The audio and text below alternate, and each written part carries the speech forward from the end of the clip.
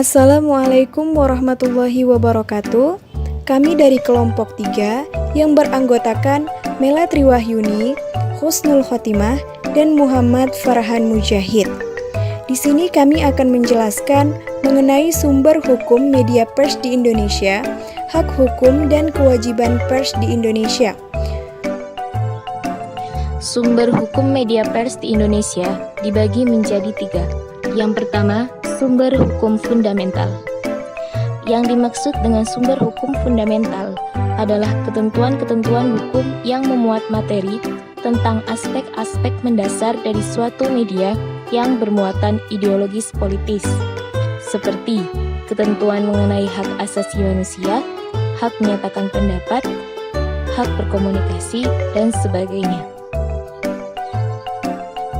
Adapun sumber-sumber hukum fundamental tersebut adalah sebagai berikut. Yang pertama, Undang-Undang Dasar 1945. Sumber hukum media massa yang tertinggi adalah Undang-Undang Dasar 1945.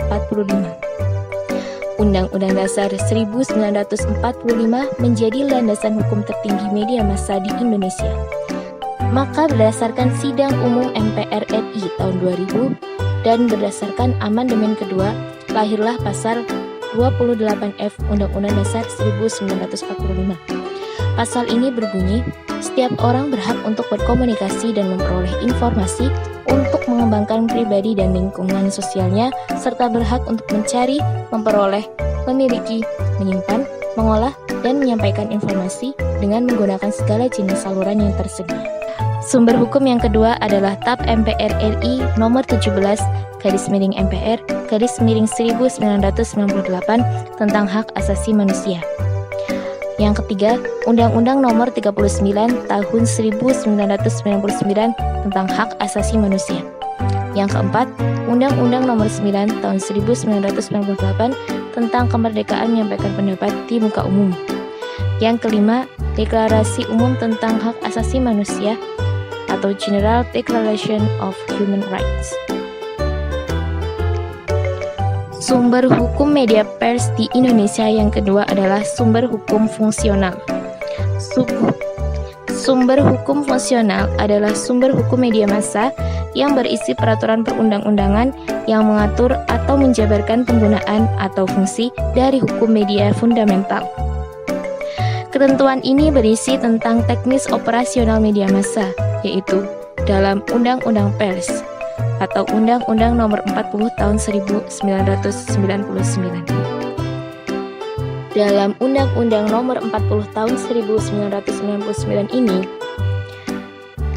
dicabut ketentuan tentang sensor dan pemberedelan pers, ketentuan tentang SIT dan SIUPP, perlindungan terhadap tugas jurnalistik, serta pembebasan pers dari belenggu yuridis dan politik. Sumber hukum media pers di Indonesia yang ketiga adalah sumber hukum struktural. Sumber hukum struktural adalah peraturan perundang-undangan yang mengatur tentang suatu sektor atau bidang kehidupan masyarakat tertentu yang tidak secara langsung mengatur tentang media massa.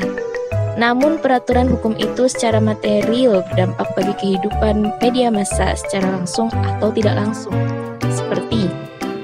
Seperti Kitab Undang-Undang Hukum Pidana atau KUHP. KUHP termasuk dalam kelompok hukum struktural karena hukum ini dibuat sebenarnya untuk mengatur tentang masalah pidana pada umumnya, tidak secara spesifik mengatur tentang pidana media atau delik pers. Sumber hukum struktural yang kedua adalah Kitab Undang-Undang Hukum Perdata. Kitab Undang-Undang Hukum Perdata juga mengatur mengenai media massa. Pasal-pasal dalam KUH Perdata biasanya menyangkut ganti rugi dan pernyataan maaf yang harus dilakukan oleh media massa. Selanjutnya, kewajiban pers. Pasal 5 Undang-Undang Nomor 40 Tahun 1999 menentukan bahwa kewajiban pers ialah sebagai berikut. 1.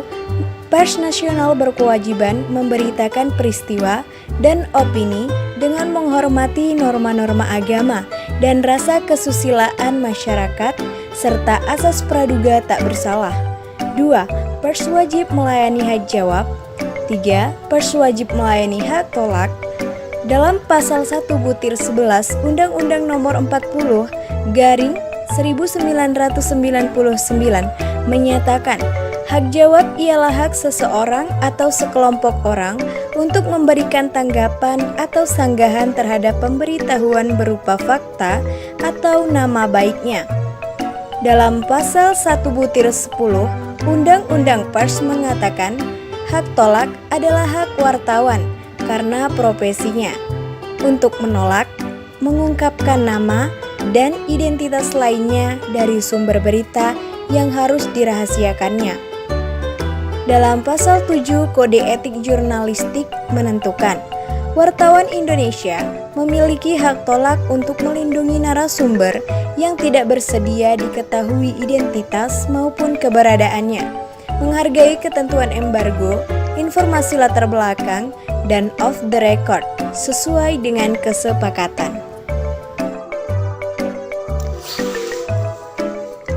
Dalam 2 dekade terakhir, ketentuan mengenai perahasiaan nama dan identitas narasumber atau korban semakin ditinggalkan. Ada beberapa kasus yang melanggar hak tersebut. Yang pertama adalah kasus mengenai Edi Tansil yang menilap kredit senilai 1,3 triliun rupiah dari Bapindo.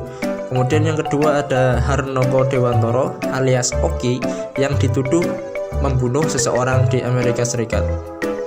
Dua kasus tersebut sejak awal sudah diliput oleh pers dengan menyebut nama mereka secara lengkap, padahal mereka belum divonis bersalah oleh pengadilan.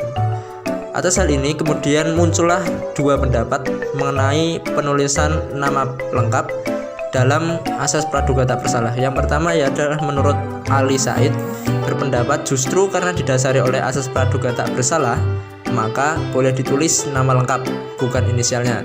Sedangkan di kubu yang kedua berpendapat bahwasanya hanya memuat inisialnya saja tanpa perlu menulis keseluruhan nama lengkap dan data yang lainnya.